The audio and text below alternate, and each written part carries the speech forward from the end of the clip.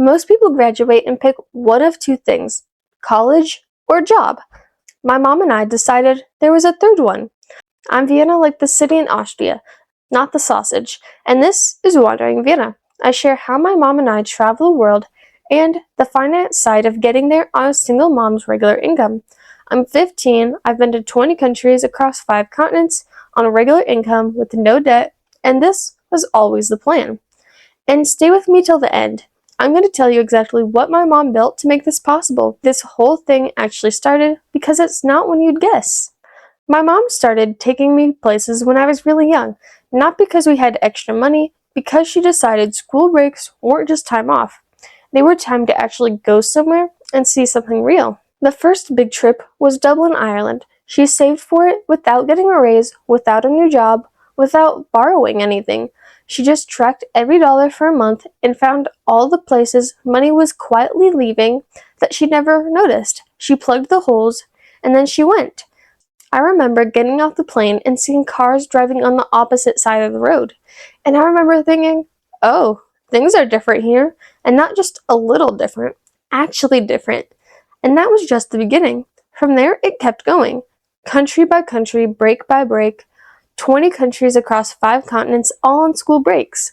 When I graduate high school, I'm spending a year in Europe alone, visiting every country I haven't seen.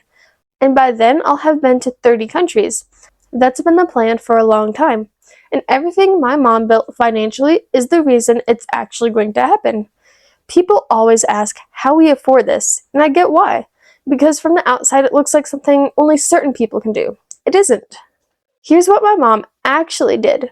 She stopped losing the money she did. She tracked every month, not to judge herself, just to see clearly. And what she found was money leaving through habits she'd never even made a decision about. Subscriptions she'd forgotten, convenience spending, small amounts every day that added up to real money every month. She calls it plugging the holes. You can't build anything if money keeps leaking out the bottom. She also figured out when, where, how, only buying things when the price is right. From the place that actually makes sense, and always with a cashback card she pays off fully every single month, never carrying a balance, never paying interest, collecting the reward at the end of the year. She invested consistently, built an emergency fund, created the margin between what she earned and what she spent, and let time do the rest. And I watched all of this happen for almost 10 years. That's why I know it's real, not theory or actual life. I thought travel was about giving me cool memories, and it did, but it's not the main thing it gave me. The main thing it gave me was a way of seeing. I was 13 on our fall break in October 2024, standing in the street in Mumbai. On one side of that street, there was big modern buildings, regular city life, money, people going about their day. On the other side, one of the largest slums that are in Mumbai, millions of people living there. And I watched a man come out of the slum side, get into his tuk-tuk, and head off to give people rides across the city. That's how he earns money to feed his family. No real house, but a life, a job, a way to exist in a place where 2 completely different worlds share the same street and somehow just coexist. I stood there and thought, I wouldn't have seen this if I hadn't been there. And I meant that in both directions. I wouldn't have been standing on that street. And even if I had, I might not have seen it. Not really.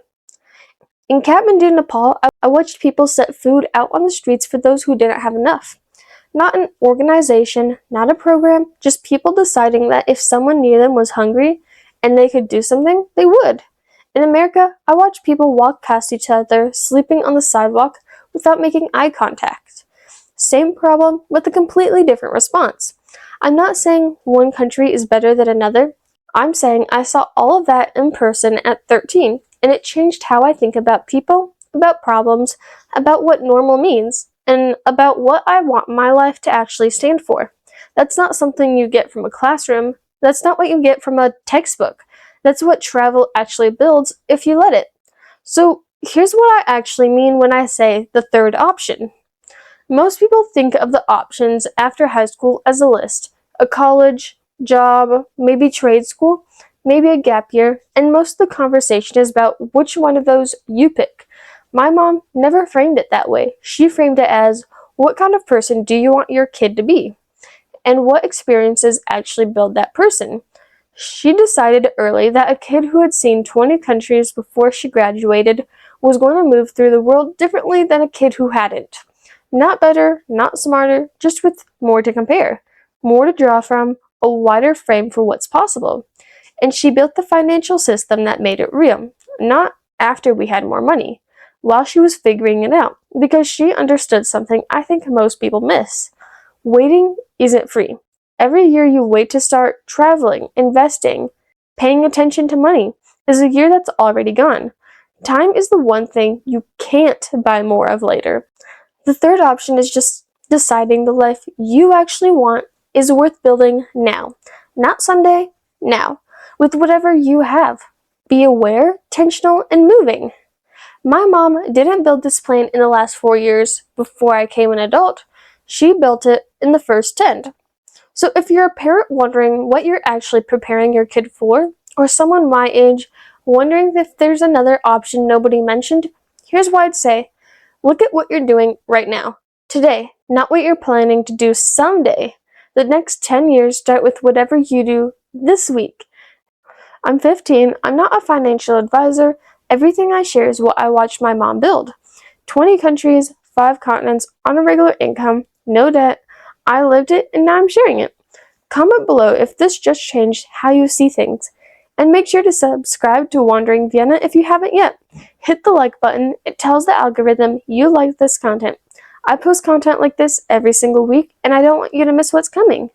Share this with a friend who you think needs to hear this. I'm Vienna, this is Wandering Vienna, and make sure to come back because there's always more to explore.